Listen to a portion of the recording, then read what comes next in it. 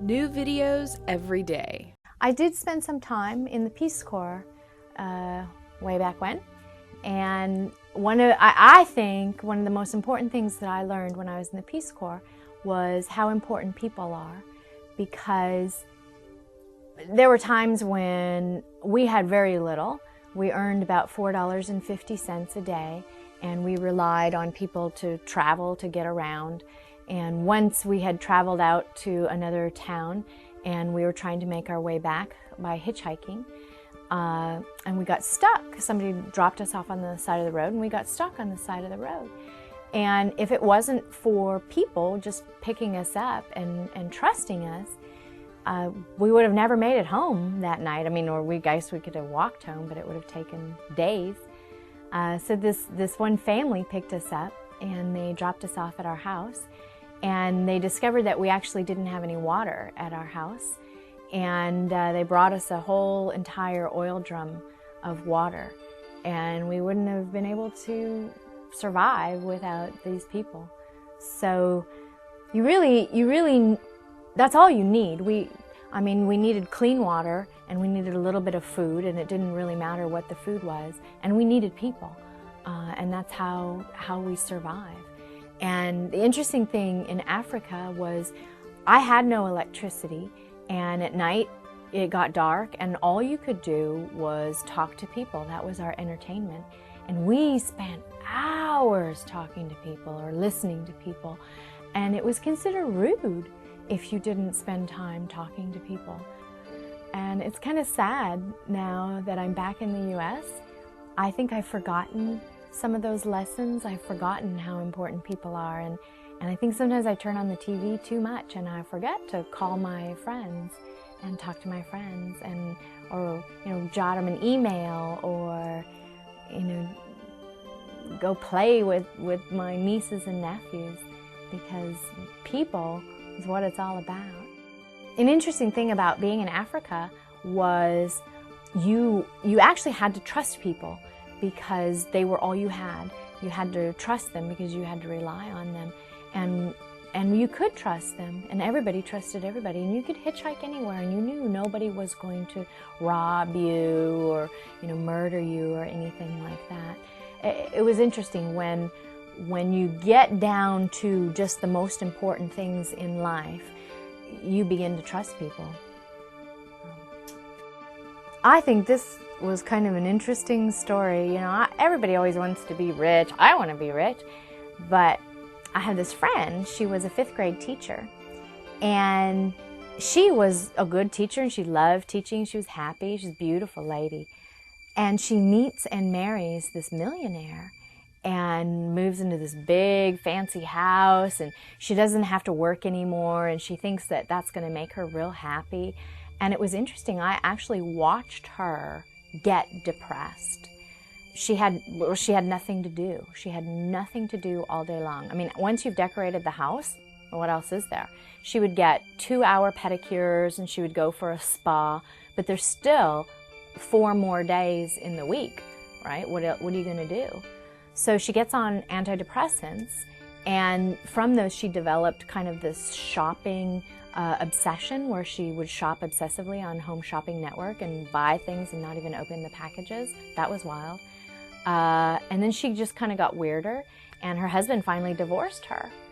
I don't know exactly why, but anyway, she wasn't so happy anymore. She goes from this happy 5th grade teacher who had a job and had things to do to this very wealthy but very depressed and divorced woman.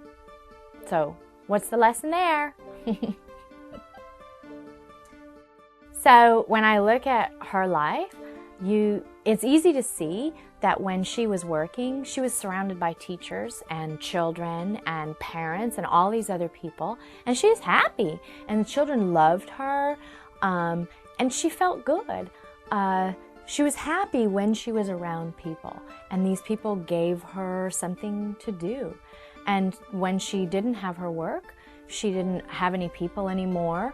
All she had was her husband, And pretty soon she kind of lost some of her friends because her friends had been the teachers. Now she wasn't hanging around them anymore. Now she's watching the Home Shopping Network. And TV is not people. They're not real people. So, you know, when you think about it, some of the happiest times of your life, you're probably surrounded by people. You're probably doing things with people. You're probably talking and listening to people. And it's sad when you're not around people. And work gives you people to be around. And if you don't like the people at your work, or if you don't have a lot of people at work, well then other groups, you know, give you people to be around. You can join other groups, you know, teams and church groups and clubs and, you know, classes, whatever. But being around people makes you happier. When you think about my millionaire friend, she had every material object she could ever want. And she had all the plastic surgery. She was absolutely gorgeous. Barbie doll perfect, right? Shoes and jewelry and perfect body. And she was probably the most unhappy person I have ever known. So those things did not bring her happiness. She was lonely. Her husband was away working all the time, making the money. Now, in contrast, I think about when I was in the Peace Corp. I had nothing, and we had a roof over a tin roof, literally a tin roof over our heads. We had food, very simple food, rice and beans.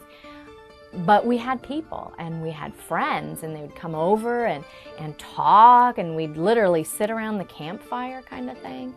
And we were happy. And actually, I lived in Africa in the Peace Corps, and the African people I worked with had even less than I had. And those were some of the happiest people I have ever experienced. Singing and dancing, and the children were just, they had nothing. They would have one pair of shorts, and they were the happiest people I've ever been around. Smiling, hello, hello. You know, it was amazing. So I learned that it's being around people and talking to people and having people you care about and people who you can listen to. That's what's going to make you happy. It's not the Home Shopping Network $1 million mansion that's going to make you happy. I was just reading this book, and it was interesting because the very last page, I had this huge realization because the author was talking about how people can get to feel like they're dispensable, replaceable. And I thought, God, that is so true. We do that in our society. We make people feel like, oh man, you're replaceable in a second. You are dispensable. There's a popular song out right now. Now, I actually really like the artist and I really like the song, but she sings about, oh, you know, you boyfriend, you're replaceable. I'll get another one, you know, who's next? And I think that's just a really bad thing to communicate to people.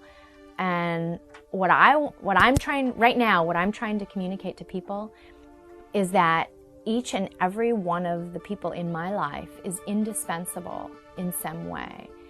And they're not replaceable. And if they were gone, I would really miss them. And maybe you could communicate that to somebody in your life. I actually called up one of my friends and I said, you know what? I just read this book and I know you haven't read it or anything, but I just want to tell you that you are irreplaceable and indispensable. And it was neat because it made him feel really good. And the funny thing is, it's like those things where, you know, it passes on. He now wants to call up, you know, his friends and tell them, you know, hey, you're irreplaceable. And it's true, because each person who's important in my life is indispensable.